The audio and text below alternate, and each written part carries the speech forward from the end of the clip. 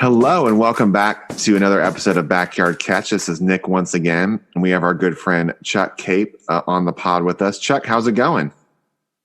Going good. Yeah. Getting used to daylight savings time and COVID. I know. Just another wrinkle for the fun little mix. So it's nice to have you back. I know we had a couple weeks off, but it's nice to get to talk some more football with you. We had some more stuff go down, since we last talked. So, with Clemson, Notre Dame, some more postponements. Michigan, it was all over the place of what kind of team they want to be this year. Lots of fun stuff. Carolina is trying to get a new coach. So yeah, they let the one I liked go. We liked Muschamp. Well, yeah, as Clemson fans, we liked Muschamp, but yeah. But yeah, now they're talking about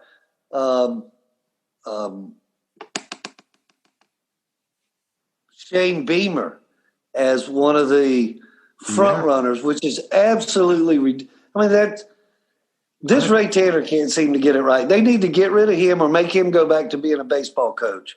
Yeah, because he's a blooming idiot. Yeah, I don't understand where that's coming from. The top ones I was hearing was Billy Napier and Chadwell from Coastal Carolina.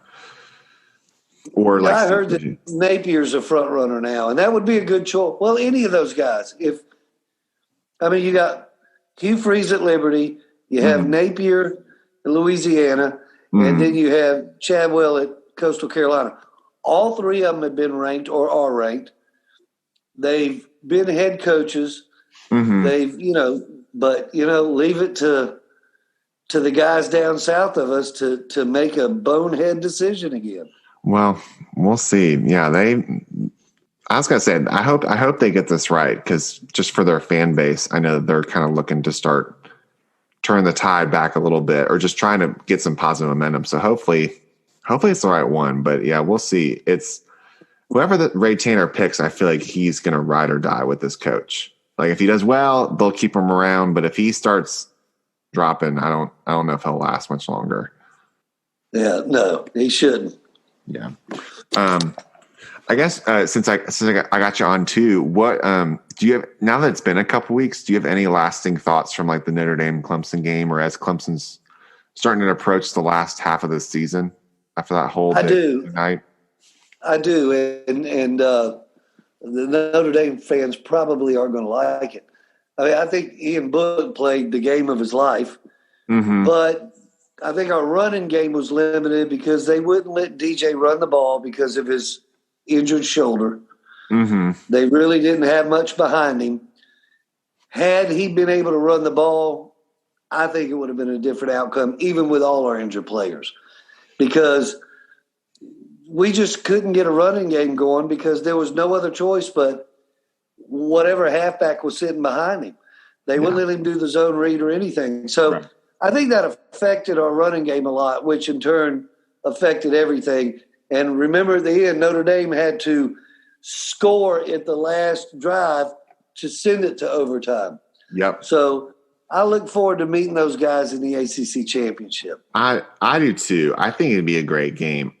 Notre Dame played one of the best games they could have played, honestly. And they really had to do it. I was super impressed with their offensive line. I knew they were good, but I wasn't expecting they were like a brick wall, and he could just stay. And then Book is elusive enough to keep plays going, and we just got too tired at the end. But still, even with no running game, DJ's really good. I mean, he's going to be a special kid. Yeah, I mean, he broke the record for most yards thrown against Notre Dame ever. Well, back in the spring, I saw a quote from Dabo that said, he makes Trevor look normal. Yeah, I saw that. I mean, that's a pretty big statement. He's got an arm, and again, we're down 2 receivers.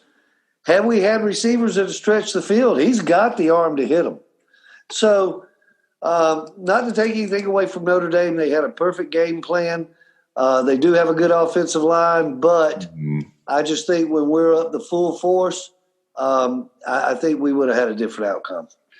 Yeah, and I think as a Clemson fan, I just know that there's going to be a chip on the shoulder too of wanting to prove. Like you also need that little motivation too, and this just adds the cake too of just really wanting to. So that December 19th matchup, if it goes the way we think it goes, now assuming like Carolina, like North Carolina doesn't spoil the party or anything like that. I mean, it'll be a fun matchup for sure. And then you have to argue: do both teams make the playoff? Well, you have the only one that's really close there. Even if, say, North Carolina beats Notre Dame, then you have Clemson, Notre Dame, and Miami all with only one loss. Mm-hmm. Well, Notre Dame wins the head-to-head matchup with Clemson. Clemson wins the head-to-head matchup with Miami. It'll be Notre Dame and Clemson again. Yeah, I think if everybody just loses one. Yeah, I think Miami needs Clemson to lose again. No question. They need. Yeah. So I think that's where it is. It's going to be a fun road down the stretch. But, I mean, as we were talking about before we started recording, it makes it interesting as some of these conferences that don't have as many buys, they start canceling games and you start getting into this question of who can go into the playoffs. So it's going to be a fun. Well, I just don't think you should reward a team or a conference that ends up playing 6 games versus one that plays 11. It's not fair. You get beat up, you get worn out. Mm-hmm. I've never felt like that was fair, even like when they let Alabama in the playoffs and they got to sit home a week while we had to play Notre Dame. So it's just not fair. Either win your conference or get the hell out. There you go. Yeah. And I mean, even if Clemson doesn't win the conference, if we're lucky enough to get in the playoff, I'll think it's great. But did they deserve it? I'm not sure. Yeah. And it comes to a conversation of they're not afraid to put a non-conference winner in the playoff. They're really not. But then you're no, not the SEC. Well, yeah. And then you get in that whole conversation. But yeah, because I don't know if Alabama should have or shouldn't have. But the fact that they could rest that whole week makes a difference. It does make a difference. It's a lot of wear and tear on these kids' bodies. Yeah, it really is. So we'll see. We'll know a lot more as we keep going forward. But you want to get into some games? Sure. We had a great week last week. So let's hope we can keep that rolling. Okay. I like it. Let's see. Well, I'm looking at the schedule. Obviously, Clemson, Florida State is up. This is the weirdest stat. It's still weird to look at, but Clemson's a 35.5-point favorite. I know it's against your rule of, was it 24 points? So I know you're staying away from that. I just wanted to comment. It's just still weird to see just a few years ago and Clemson's in Tallahassee a 35.5-point favorite. Yeah, but here we're not totally staying away from the game because the first half spread is 21. Okay. Clemson minus 21. So we kind of like that for Clemson to get on out ahead early, 21-point ball game at halftime. Then they'll start pulling their players back and letting these kids that don't have enough experience get in and resting their players that are, day-to-day with their injuries now. So I do like the Clemson minus 21 first half. Okay. That seems fair to me, and I think that's the thing to really know because I would imagine Clemson's going to come out ready to go. Like sometimes they have slower starts, but I feel like they'll be ready to go this first quarter. I think Trevor, Etienne, and the offensive line are chomping at the bit to get back on the field. Yeah, it's going to be fun. It's going to be fun to watch. So we don't have to stay on that game super long, but I just thought it was really interesting to note that. The big top 10 matchup of the weekend, we can kind of talk about. I don't know how you're feeling in the game, but since it's definitely Ohio State's looks like their strongest competition this year, we've got 9 Indiana visiting Ohio State. Ohio State's a 20.5-point favorite for what I'm seeing. Are you making a play on this game? Do you like Indiana to cover? I am, and Indiana's got a receiver that's day-to-day. And I forgot his name, but he's one of the top receivers that they have. Yeah. I'm kind of seeing how that turns out, but I think the smart move here is to buy it up a half a point. And, 21. take the Indiana plus the 21. And even in the years that Indiana has not been great, they've always played Ohio State a little closer than the line. So I don't expect any different this year. I think Ohio State's secondary is suspect, and I think that Indiana will probably try to exploit that. But look, make no mistake, if Ohio State gets on a roll, this thing can get out of hand quick. Yeah, this is one of those games where I would honestly take the over. I don't even know what it is, but I would take the over. About 120. Yeah, No, I mean, seriously, because Ohio State's still it's 66.5 is what I'm seeing. That's not too bad. That's not too bad, and I say that because Ohio State can score, but their defense, they just lost too much to be able to replace it. And Indiana has shown that they've got a strong offense this year in the passing game. So, well, they do. They have a good quarterback. They have really some talented receivers. That's been the biggest difference this year with Indiana. And their defense is playing pretty good. So they play a lot of zone coverage, and it's easy to creep down the field, but it's hard to get those big explosive plays on a good zone defense. Yeah. So I think they'll probably keep Ohio State in front of them. Ohio State will work their way down there and score, but I don't think it's going to be these, huge bombs every third play. Yeah. No, I don't. I could see this being like a 42-24 kind of game where Ohio State scores a couple scores late to pull away. But I was curious with that one because I was like, this is definitely Ohio State's big test so far in this season. Another interesting one to me is if we switch, and just because of how good this team has been against a typical team that is good as well in their conference, we've got Coastal Carolina and App State. Coastal Carolina is number 15 in the country, and App State is a sneaky 6-1 team, which is weird to talk about because usually you're more aware of App State. And I've got Coastal's only a 5.5-point favorite. I don't know what your line has, but I was like, it's just a very interesting game. Well, Coastal and Liberty are taking all the headlines. And but you're right, Appalachian State, but they've had to come from behind and win in the last minute. They've had closer games. Coastal has put away teams earlier, like 51-0, 42-10. Yeah. So they're putting teams away a little bit earlier, so they're getting all the headlines. Now, Hunter and I split on this one. He likes Coastal minus the 5.5. I happen to like App State on this one, plus the 5.5. Yeah. So we're split on this one. And I think it could go either way. I mean, you never know about this game. Appalachian State has always had a really good, well-coached program. Coastal Carolina is kind of bullying most of the guys in their conference around. But then again, I mean, Appalachian State has speed on their side. So it's good. I mean, I think it's going to be one of the better games of the weekend just to watch. I think so too. And I think you bring up an interesting point is Coastal's tasting success, and they're used to being a dominant FCS team, and they've moved up the past recent years. But App has got this like culture and pride of playing really well. And I'll be really interested to see how Coastal does when App like pushes back and gives some like back and forth, like when you get the momentum swings. Whereas Coastal, you're right, has been used to more of just putting teams away earlier and then kind of cruising after they've taken care of the game. That's the interesting part to me, is like, how does Coastal react to some adversity from App? Well, as a famous boxer once said, it's not what you do, it's what you do after you get punched in the mouth. Yep. Everybody's got to play until they get punched in the face. The famous Mike Tyson. That's right. It. Everybody's got to play until you get punched in the mouth.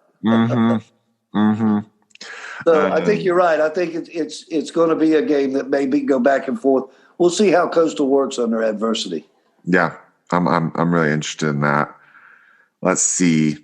Since we're talking about those teams, you brought up Liberty. Liberty's going to NC State as the ranked team. NC State's a 3.5-point favorite, and NC State, I know they're not ranked, but they're a sneaky better team than maybe what you might look on paper, especially if Leary can Leary play their quarterback? No. Yeah. He broke his lower leg. Oh, he broke the leg. Okay, I wasn't sure how Yeah. long he was out. But make no mistake, this guy that's playing now, and I can't remember his name right offhand. The lefty, yeah. He was the starter beforehand. Right. Hockman, that's his name. Well, what they've been doing, though, NC State has had a good running game and a pretty good defense. So, where they snuck up on Virginia Tech and they beat Syracuse, I think they're going to run into a little different animal down in NC State. I've taken Liberty every week this year, and we won with them. Mm-hmm. But this is a game that I think could go either way. So what we really like is the over 66.5 in this game, the totals. Ooh, yeah. Because I think both teams will score. And, it could come down to a team that has the ball last or makes the fewest mistakes. Yeah, that's true. And Liberty's been really good, but they have had some turnover problems a little bit too. So if NC State can turn them over, I think all cards on the table. So yeah, I think that's fair because I'm trying to pick this game this weekend. And I'm still trying to figure out where I'm leaning. But I mean, NC State will be ready for Liberty. Liberty's not going to sneak up on NC State. They've already beat power teams. If I had to say where I'm leaning towards NC State. Yeah, that's fair. Okay, you want to talk about Bedlam? Oklahoma State, Oklahoma. Yeah. Oklahoma State is basically maybe the last chance for the Big 12 to get into the playoff if they win out. But hasn't Oklahoma won like the last 5 times or something? They're on a streak where maybe 7 times. Is it 7? I don't know. I'm not sure either. But at about the last 25. They've won like 19 of them, okay? Yeah, so, I mean, it's not close. The last time that they were both ranked, Oklahoma waxed them. Yeah. Now, Oklahoma State's playing good defense right now, but Oklahoma is playing really good defense on their own. Yeah. So I like Oklahoma giving up the points against Oklahoma State. I just think that their front seven is a lot stronger on defense than they ever have been. They know that's what's kept them out of a championship. So they worked on that in the offseason. They got a good up front seven. They put a lot of pressure on the opposing quarterbacks to make mistakes. Chuba Hubbard has not had that running game that he's had the last few years, and I think that has to do with his offensive line. Yeah. So I'm looking for Oklahoma to come out and win and cover the spread. Yeah, I think that's fair. And I think it's a little bit mental too. It gets to a point where it's like a little bit mental for Oklahoma State, and it feels like they're trying to preserve something. Yeah. Whereas Oklahoma is like, well, we're just going to go out and start throwing the ball. Like Rattler's just going to start chucking the ball all over the yard. And yeah, and this is the kind of game where you lean Oklahoma. I just feel like I'm going to lean Oklahoma until Oklahoma State proves me otherwise. But I think that's the interesting part of this is that, I mean, this is Oklahoma State's season, but I lean Oklahoma just because I feel like I trust them more in the bigger game than I've seen with Oklahoma State. Well, and I think, like you said earlier, Rattler is a little more comfortable in that offense. Mm-hmm. He's playing better. He's making better choices on his throws. So I'm looking for Oklahoma to probably win by 14 or so. Okay. I like it. I like it. I'm just looking at other games right now that maybe of interest that are a little closer. Do you think Tennessee covers with Auburn? They're 10.5 points. No. Okay. That was I think you stick a fork in Tennessee. I think they're done. Yeah. Let's see. Do any others come to mind for you that you're really looking at this weekend? Yeah, we on the Florida Vanderbilt game, the over/under 68. Oh. And one thing I've noticed about Florida is they don't take Trask out even in the fourth quarter. They can be up by 40 points and leave him in. Now, that's a dangerous game to play with a quarterback that's that important to you. But I think that, Vanderbilt's offense has been a little bit better the last couple games. I think the over 68 is a good play there with Florida Vandy. Yeah, I think that's fair too. And Vandy hasn't shown they can stop people really. So I think that's a very, very fair play. What do you think of I'm seeing, where is it? Cincinnati. Is it Cincinnati UCF? Yeah, Cincinnati UCF. Cincinnati's now the darling non-power 5 team this year, and it's not UCF. And where UCF just has a couple losses, and Cincinnati's a 6-point favorite on the road. Are you making a play on this one? I've gone back and forth with this. I can make a great argument for both sides. But I think the bottom line is when a team is on a roll like this, and we've seen UCF do it, we've seen Clemson do it, we've seen Alabama do it, we've seen LSU do it last year. When they're on a roll like this, it's hard to break that momentum. So in that case, I think I'd give up the 6 and take Cincy. Yeah. Cincy feels a little bit different this year. That they just have a little bit of a different feel, like they're taking it up a notch this year. And I like their quarterback. I think he's really good. And I think the question for me is UCF's talented on offense. But when I've watched them, I haven't got to watch them all the time. When I've looked into them, they've had some problems with self-inflicted penalties. Like they shoot themselves in the foot sometimes. And their defense is not as strong as it's been in years past. And I think that's the kicker in this, is they can score, but I don't know if how well they can stop Cincinnati, because Cincinnati can score too. Well, but Cincinnati has a great defense. Yeah. So that's where they've won their games. And, it used to be defense wins championships. Now it's offense wins everything. But I think Cincinnati's playing solid defense, and I think that they'll probably just be a little too much for UCF. Yeah. Yeah, that's very fair.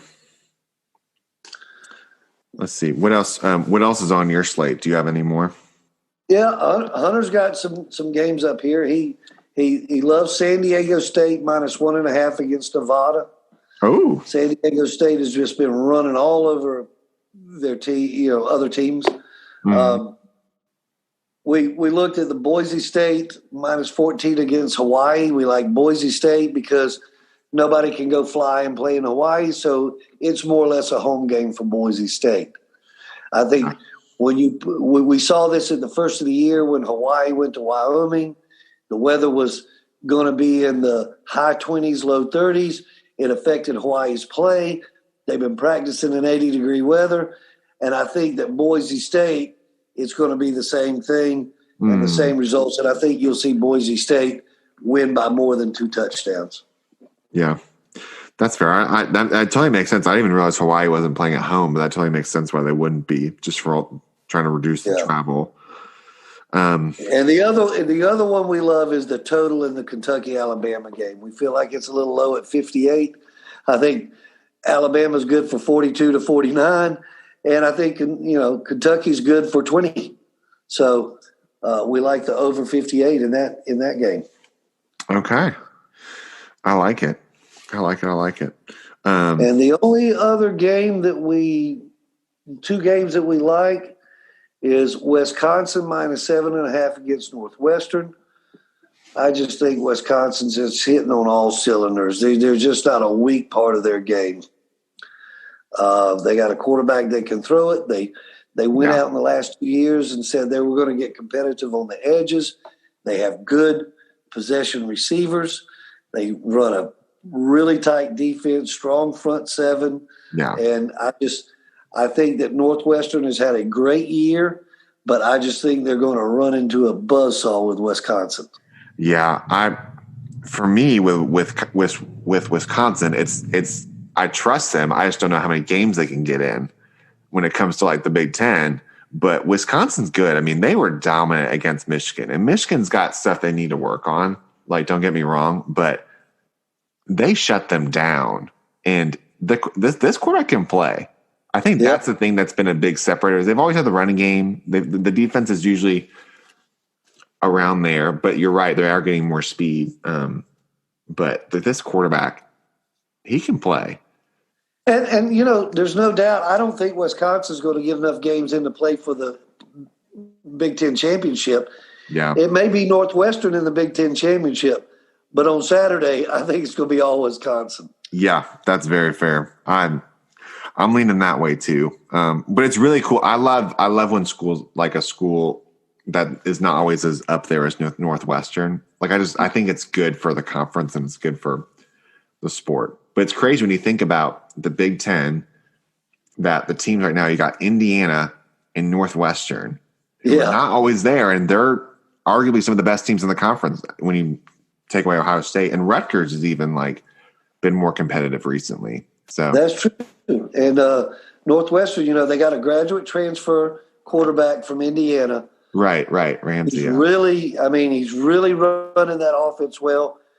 Their coach has always had a tough-nosed defense because he was a linebacker at Northwestern. So they've always had an in-your-face, tough defense. But I just think Wisconsin looks like just men among boys out there with all these teams they played so far.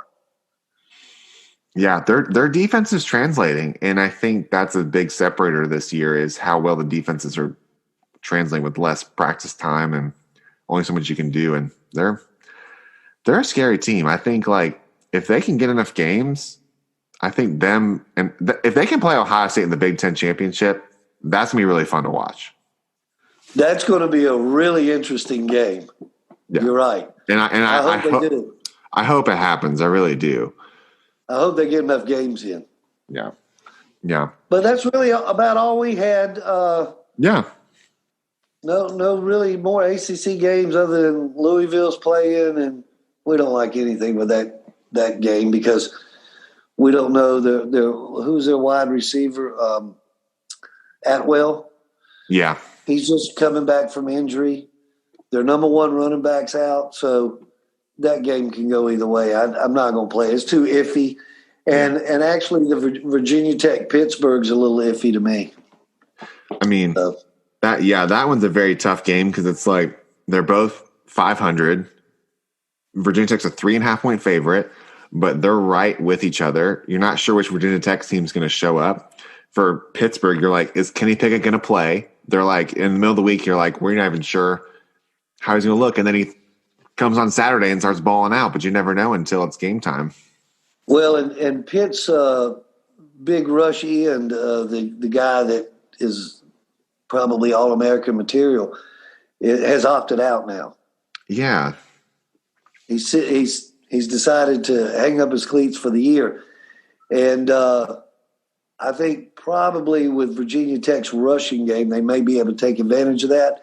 But I wouldn't bet which Virginia Tech team will show up on Saturday. So no, it's fair. I went right past it. Yeah, and that's fair because then Herbert, their running back, he got hurt in the Liberty game. Yeah. So I'm not even sure if he's back either. There's just a lot of ifs in that game. I have to pick that game, but yeah, for when it comes to the line, that's a tough one, but it'll be fun. Well, I'm just happy we still have college football. I know. I mean, we're heading into still getting some cancellations, but there was a point we didn't even know we were going to have a season at all. So the fact that we're still in November and talking about it, I don't know what I would have done. Gone to Canada and been a hunter or something. I don't know.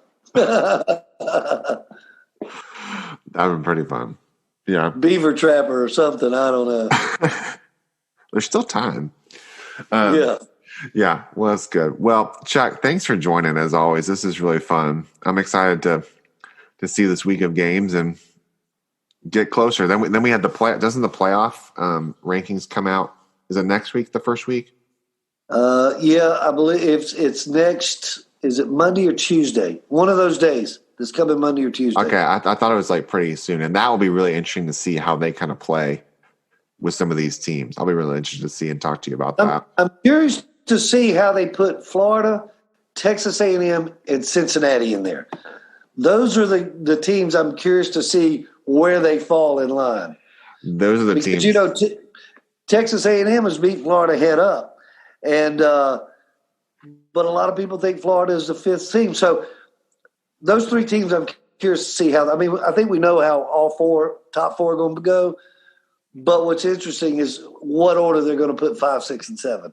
Yeah, because we do rankings on this show too, and I've been with ranking people, and those three teams are some of the hardest to rank. Yeah, all the time. They really are. Because I'm like, Cincy's good, but are they getting enough competition? I think Florida's better than A&M, but A&M has the head-to-head now. But then I'm like, right. A&M struggled with Vanderbilt, and A&M, like, they've struggled in other games, and I'm just not. But then I'm like, well, but Florida gave up, they gave up more points to Carolina, and they gave up more points to Georgia. And so I have them right now. I think what I have them right now is I've got Cincinnati actually as my fifth team. Uh-huh. And then I put Florida A&M, but it's very tight. Yeah. Yeah. Yeah. Those are the three teams that I'm curious to see how they juggle them around. Yeah. Yeah. We'll see. So, well, Chuck, thanks for being on. This is really fun. Thank you for inviting me. I always enjoy these. Yeah. It's super fun. Well, hope you have a good night. And guys, thanks for listening. And for now, we are signing off.